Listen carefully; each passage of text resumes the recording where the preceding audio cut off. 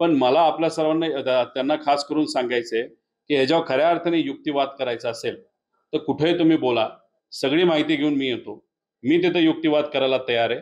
तुम्ही सुद्धा जो काही जी आर काढलाय तो कसा टिकणार आहे, कशा पद्धतीने सर्व समाजाला तुम्ही तिथे न्याय दिला, त्याच्याच बरोबर उद्या जाऊन हा जर कोर्टात चॅलेंज झाला तर त्याला अडचण येणार नाही याची शाश्वती तुम्ही देणार आहात का?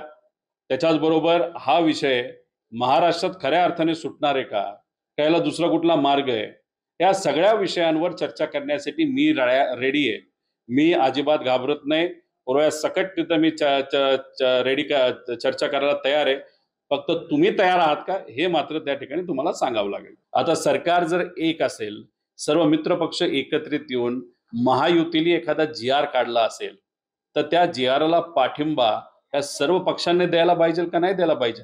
सगळ्या मंत्र्यांनी पाठिंबा द्यायला पाहिजे का नको? आमदारांनी पाठिंबा दिला पाहिजे. आता मुख्यमंत्री साहेब कदाचित क्रेडिट घेण्याच्या नादात दुसऱ्या कुठल्या पक्षाला विश्वासात घेतायत नाही घेत हे आम्हाला कसं सांगता येणार? आणि तिथं जर आपण बघितलं तर मराठा समाजाचे सुद्धा अनेक मंत्री त्या उपसमितीमध्ये होते मराठा समाजाच्या आरक्षणाच्या बाबतीत. त्याच्यामध्ये महाजन साहेब जे ओबीसीचे खूप मोठे नेते आहेत ते स्वतः तिथं होते. त्याच्याच बरोबर जेव्हा उपोषण सोडण्यात आलं तेव्हा ओबीसी नेते जयकुमारजी गोरे हे त्या व्यासपीठावर उपस्थित होते. आता मग हे सर्व ओबीसी नेते मराठा नेते एकत्रित बसून देवेंद्र फडणवीस साहेबांनी खास लक्ष घालून जर एखादा जी आर काढला असेल आणि कुणीच त्याचा वाद केला नाही सत्तेतल्या लोकांमध्ये, तर मग लोकांचं मत असं झालं की सर्व मान्य हा जी आर काढला. आता मग असं असताना नंतर काही नेते काही मंत्री जर नाराजगी व्यक्त करत असतील तर मग ह्याला आपण काय म्हणायचं? मग मुद्दामून कुठेतरी स्थानिक स्वराज्य संस्थेचं इलेक्शन आता येतंय म्हणून आता वाद पेटला पाहिजे, म्हणून मग ओबीसी मराठा परत एकदा झालं पाहिजे. त्याच्याच बरोबर नवीन मागण्या काही इतर समाज आता करायला लागलेले आहेत. म्हणजे खरे मुद्दे म्हणजे आरक्षणाचा मुद्दा महत्वाचा आहेच, पण याच्या व्यतिरिक्त आज गरीब लोकांना राहणं अवघड होत चाललेलं आहे. शेतकरी आज तिथं कर्जबाजारी होत चाललेला आहे. डिग्री घेऊन 10-10 लाख खर्च करून मुलांना नोकऱ्या तिथं नाहीत. या मूलभूत विषयावर आज दुर्दैवाने कोण बोलत नाही. सरकारला काय पाहिजे तर फक्त ओबीसी विरुद्ध मराठा, हिंदू विरुद्ध मुस्लिम, मराठी विरुद्ध अमराठी, व्हेज वर्सेस नॉन व्हेज याच्यावरच महाराष्ट्रातल्या पुरोगामी जनतेला हे गुंतून ठेवायचंय आणि मूलभूत प्रश्नापासून दूर ठेवायचंय असं आता कुठेतरी आम्हा सगळ्यांना वाटायला लागलेलं आहे. पहिल्यांदा त्यांचं नाव तिथं ऐकलेलं आहे.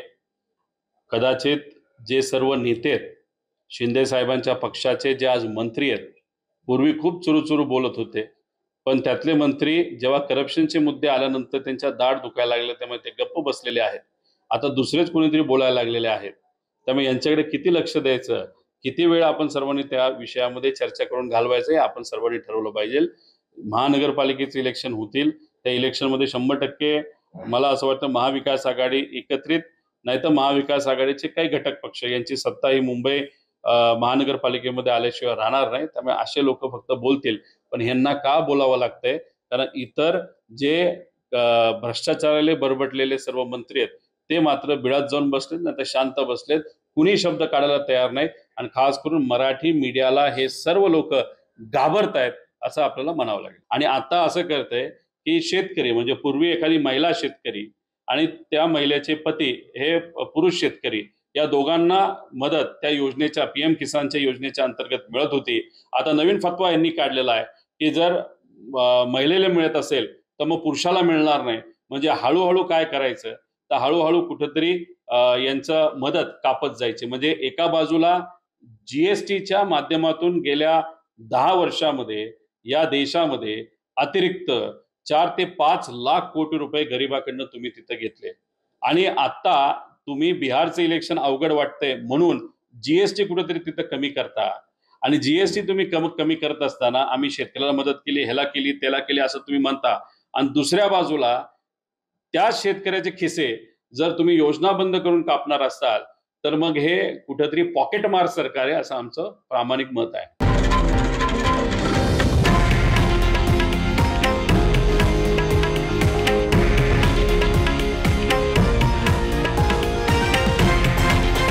हे आहे देशातील नंबर 1 न्यूज नेटवर्क आणि आपण पाहत आहात TV9 मराठी, एकमेव